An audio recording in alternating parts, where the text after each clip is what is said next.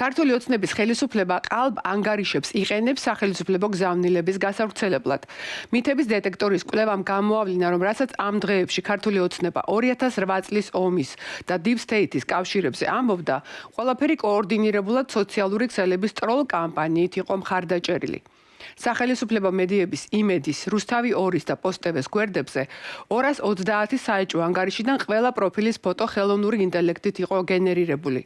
ანგარიშები იყენებდნენ მსგავს ან იდენტურ ვიზუალებს და ძირითადად Deep State-ის გლობალური ომის პარტიის, მეორე ფრონტის და რუსოფობიის შესახებ ხელისუფლების ერთსა და იმავე ნარატივებს უჭერდნენ მხარს.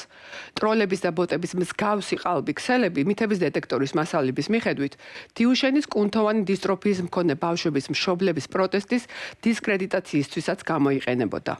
კვლევა უფრო პრობლემას აჩვენებს და გარკვეულწილად არის მცდელობა, რომ გვერდი აუარონ მეტას პოლიტიკას კოორდინირებულ არ ავთენტურ ქცევასთან დაკავშირებით.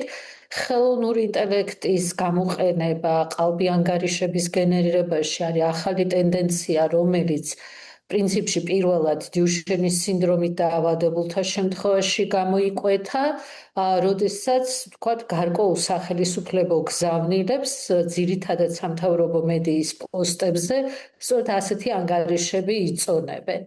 და საკმაოდ დიდი რესურსი ამაში ჩადებული, ჩვენ გამოვავლინეთ 230, თუმცა ამით არ შემოიფარგლება ეს რაოდენობა და დივერსიფიცირებული არიან ისინი ასაკობრივი ჯგუფებით, ინტერესებით და ასე შემდეგ, რომ აჩვენონ ხელოვნური სოციალური მრავალფეროვნება და ლეგიტიმაცია მოახდინონ იმ კონსპირაციული გზავნილების, რომლებიც ჩვენ წლებია გვესმის გლობალური ომის პარტიასთან, Deep State-თან დაკავშირებით.